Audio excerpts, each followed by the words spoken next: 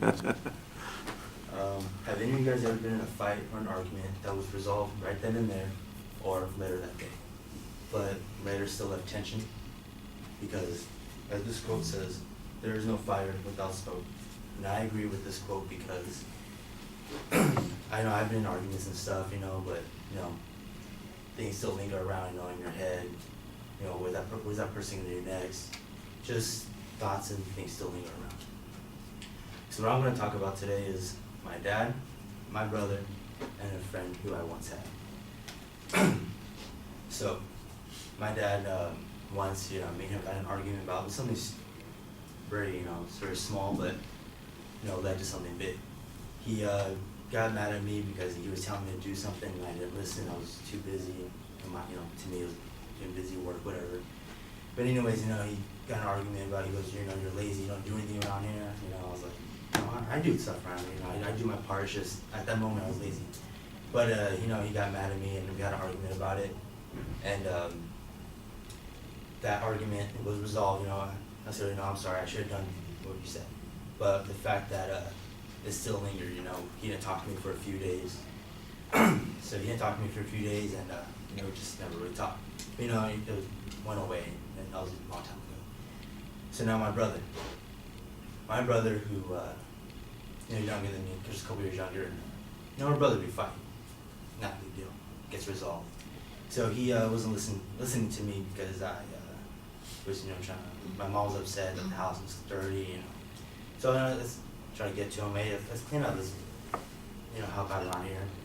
Didn't want to listen, same thing like my dad. So I felt like I was in my dad's position at the time. So, later on we started arguing again, stupid stuff, And so I didn't talk to him the rest of the day, it lingered around. So, but then, once again, it was cleared up, just like how the smoke still lingers, that still lingered. Now my friend, we're good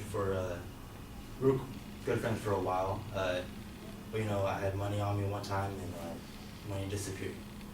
I was trying to figure out what happened, I asked him, did you take money? He said no, but, later finding out, he did take money.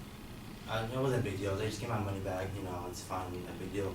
Gave me the money back, and the fact that it still lingered to me that is he gonna do it again? Is he gonna? It wasn't really an argument because it's my friend. Not a big deal to me, But the fact that it still lingered in my head, is he gonna steal again? Is he gonna do this? What's next? What is he gonna take next? But that still lingered around. So, in conclusion, when it comes to arguments and conflicts with anybody, things still linger around after, no matter if it's resolved right then.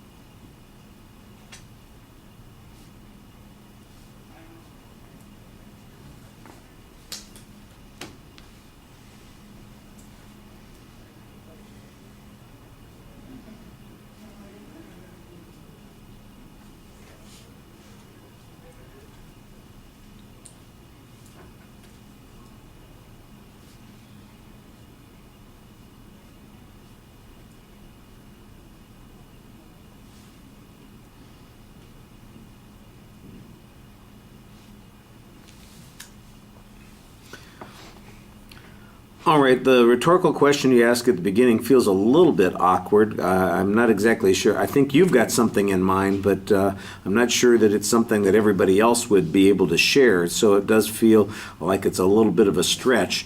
I'm not quite clear on what your topic is. and where you're going with it, except that you do preview what the supporting structure of the speech is going to be. So you did a good job on that. The content issues, they do seem a little redundant. I'm not, at the end, I wasn't clear whether or not you decided your friend was going to be trustworthy or not. So I thought that was a little ambiguous. The other two examples, it was kind of an interesting that you had a role reversal with your brother, similar to, you suddenly taken on the same position that your father had with you.